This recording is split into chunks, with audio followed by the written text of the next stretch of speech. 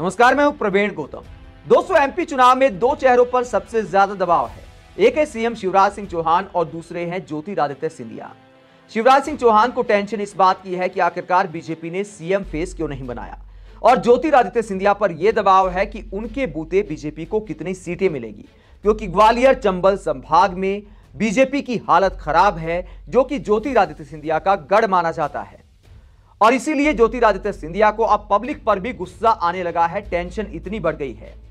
अशोकनगर में ज्योतिरादित्य सिंधिया बीजेपी नेता नीरज निगम को हेलीकॉप्टर के पास समझा रहे थे, क्योंकि नीरज निगम को टिकट नहीं मिला तो नाराज हो गए। तो ज्योतिरादित्य सिंधिया उनकी नाराजगी दूर करने की कोशिश कर रहे थे।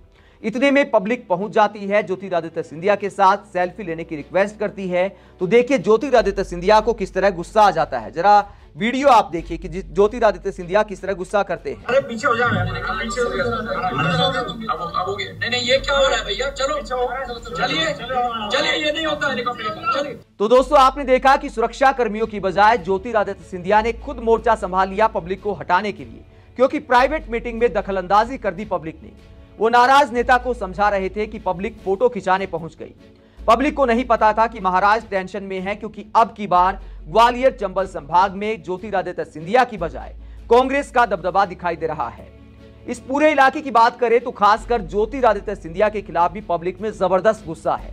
आपने हमारे तमाम पब्लिक ओपिनियन देखे होंगे, जिसमें पब्लिक का कहना है कि ज्योतिरादित्य सिंधिया ने कांग्रेस के साथ साथ पब्लिक के साथ भी गद्दारी की है, क्योंकि मतदाताओं को ठगने का काम किया गया, कांग्रेस के नाम पर वोट मांगे और बीच में सरकार गिरा दी।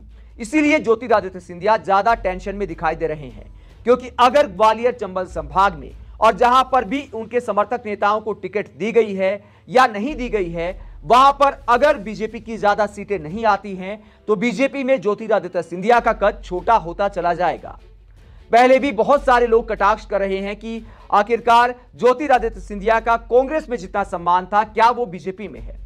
ज्यादातर पब्लिक का मानना है कि कांग्रेस में महाराज कहलाते थे, बीजेपी में जाकर भाई साहब हो गए हैं।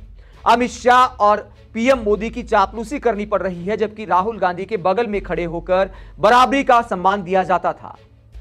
आप ज्योतिरादित्य सिंधिया के ऐसे पब्लिक पर गुस्सा करने को लेकर क्या सोचते हैं, और पाला बदलने के बाद क्या ज्योतिरादित्य सिंधिया के सम्मान में बढ़ोतरी हुई है या फिर बीजेपी में जाकर उनका कद घट गया है?